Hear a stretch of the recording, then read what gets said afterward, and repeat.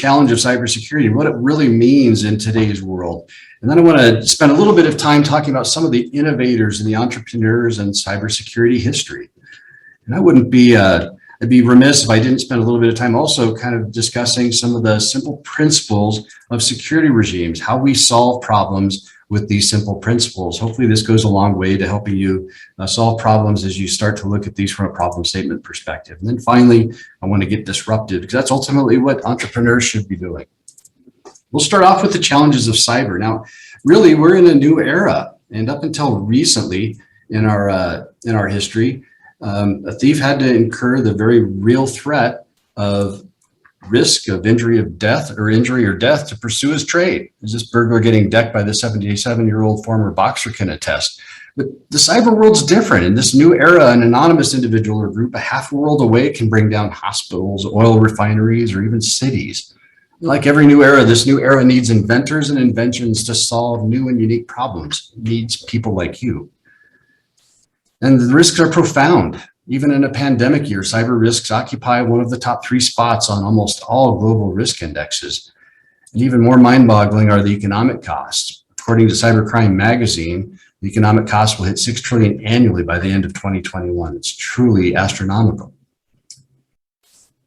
Just as sobering, according to Gallup, 1 in 4 Americans have been victimized by cybercrime or will be victimized again in the next year, and 63% of US businesses have taken a hit.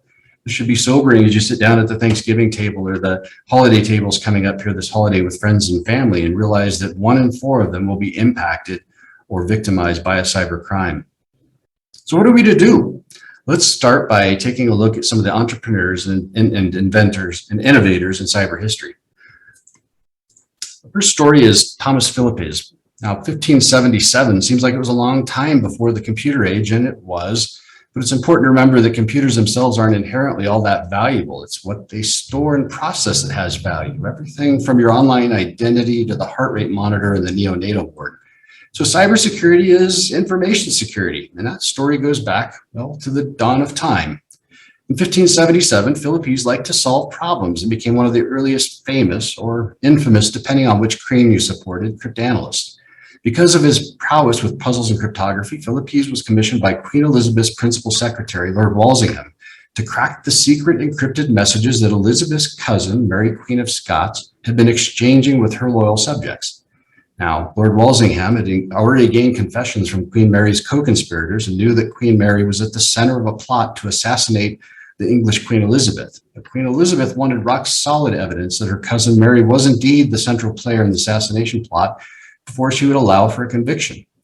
A tale of betrayal and subterfuge fit for a queen, Mary Queen of Scots, lost her head, literally, because she was perhaps the first famous case to find out quite painfully that bad encryption is worse than no encryption at all. Now, fast forward almost 400 years to 1941, and you may recall the story of Alan Turing from the 2014 movie The Imitation Game, for example, which portrayed Turing famously cracking the German Enigma machine, at the time one of the most complex cryptographic systems ever created. You can see it here on the right. Sadly, we don't have the time to do Turing's story justice, but suffice it to say that historians believe that Turing, perhaps more than anyone, changed the tide of World War II in the Allies' favor. But in addition to being an instrumental figure in the Allies' defeat of Nazi Germany, Turing's legacy lives on today. Can anyone think of what we do almost daily in the online space that contains Turing's name and the acronym? Well, that would be the CAPTCHA, the completely automated public Turing test to tell computers and humans apart. You probably participate in these CAPTCHA events daily. Sometimes it's picking a tile with traffic lights, and sometimes it's picking the squiggly numbers. But interestingly enough, this came at the dawn of the computer era with the work that Turing did.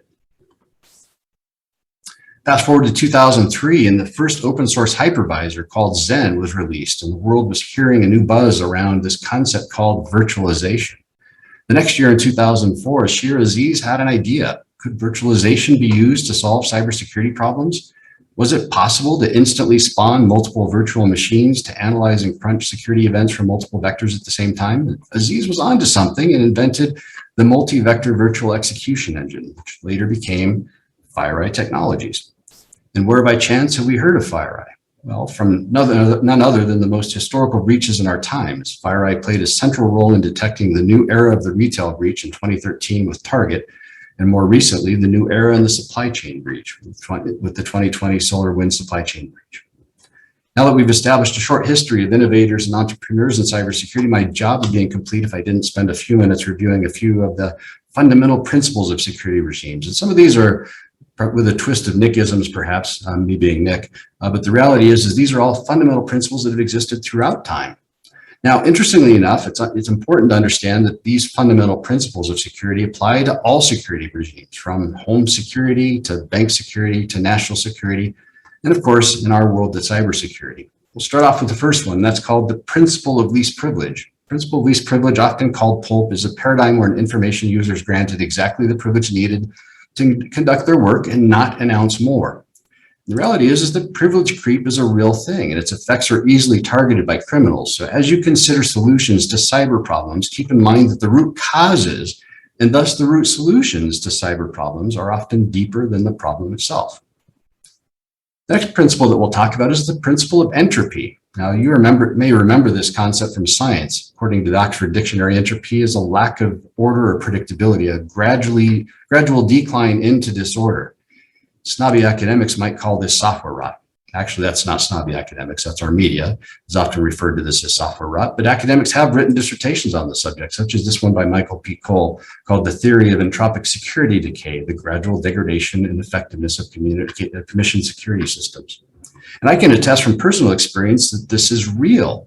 In my experience, the moment a secure system is deployed, forces of nature and mankind begin to degrade it, and if decay is not addressed, a compromise is inevitable. This brings us to our next principle, the principle of uniformity. Now, while entropy explains why systems become unsecure, the principle of uniformity often offers a strong and compelling answer. So what is the principle of uniformity? Well, this one's easy. What is one commonality in all malicious attack types? It's that an anomaly occurred. Something different happened, something out of the ordinary. Someone was somewhere where they shouldn't have been. Find Waldo. Waldo's become famous because he is hard to find. He gets lost in the crowd and the puzzles are challenging because there is a great deal of noise and variation in the Waldo puzzles. Now, cyber criminals like to hide in noise and contrast as well, but they are detectable, and we can use the principle of uniformity to make it easier. When we make everything uniform, e.g. we reduce noise and variation, it becomes much easier to spot the anomaly. The concept here is simple. If within your security ecosystem, all of your systems look the same, it's easy for computer-based systems to identify what is different, what doesn't belong, what's abnormal.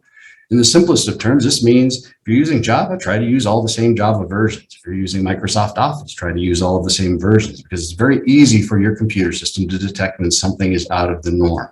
If everything is variant and everything is noisy, that becomes much more difficult. The next principle that we'll look at is called the principle of compartmentalization.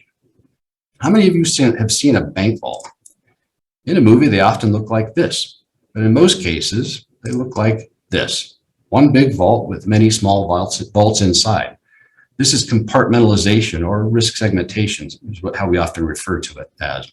We do this in many areas of information security. Networks are microsegmented, platforms are virtualized, and applications are containerized as microservices. But it also exists in other areas. For example, in the bulkheads of a submarine. You can see, for example, how microsegmentation works to keep a submarine safe and floating in the event of a breach. And this is very similar from a concept perspective in all other security regimes, including cybersecurity. Of course, there are a number of other fundamental principles of security. And as you consider various solutions to your problem statements, I would encourage you to do a quick review of these and other fundamental precepts. Well, let's keep our wrap-up simple. Let's get disruptive. For the entrepreneur, the beauty of information technology is that the creative destruction cycle is governed by a Moore's Law-esque pattern of 3-ish year cycles, so the future is bright for you as entrepreneurs. I want to thank you, and I wish you the best of luck as you proceed, and I can't wait to see what you come up with. Rob?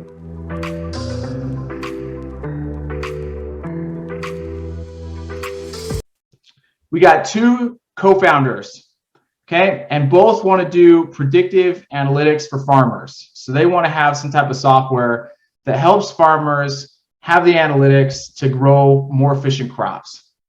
Okay, to do that, one founder strongly believes that we should do this via drone mechanisms, meaning like, let's do a drone and we're going to scan the farm fields using drone technology. The other one is going to be focused on, the other founder wants to focus on satellite. They think for whatever reason, satellite imagery is going to be better than the drone.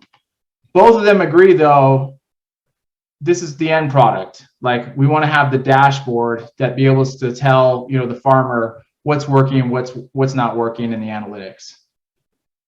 So here's the question, who's right? And where, if you were in this situation here and you're Monday of a competition, how do you know which one is right and which one's wrong? Do you go with the drone or do you go with the satellite imagery? Okay, so what I want to focus on for this competition is you're going to focus on neither. We don't care this week specifically. We don't care about actually drone versus satellite. What we care about is, would the farmer actually like the dashboard? That's the key, because from a farmer's perspective, it doesn't matter if you got the picture via drone or satellite, as long as this data is good and as long as this data is accurate and it's actually helpful. And that's probably the key word, is like it actually moves the needle, is helpful. This is what the farmer cares about. And so I know with engineers, a lot of times we focus on, we pride ourselves on like the method of how we do things. And while yes, we need to have a method, we're focusing on more of the output. What is the actual value? And so when I take this to a farmer, I can say, do you like this dashboard? Is it a good dash? Like, forget how I got the data. Is this helpful? To do that, to start out and kind of have, you know, understand values, we're gonna do customer discovery today. So customer discovery is one of the first steps you do when you're launching a startup. You're asking questions to real customers.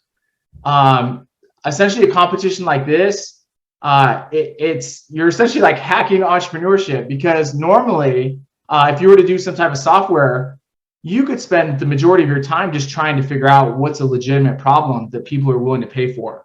I know when I launched my software, like it took us almost 3.5 years. We kept making iterations and pivoting, but it took us 3.5 years to actually figure out a consistent revenue stream where people were going to pay. And it took me another 3.5 years to figure out where they were going to really pay, where it was like actually substantial money.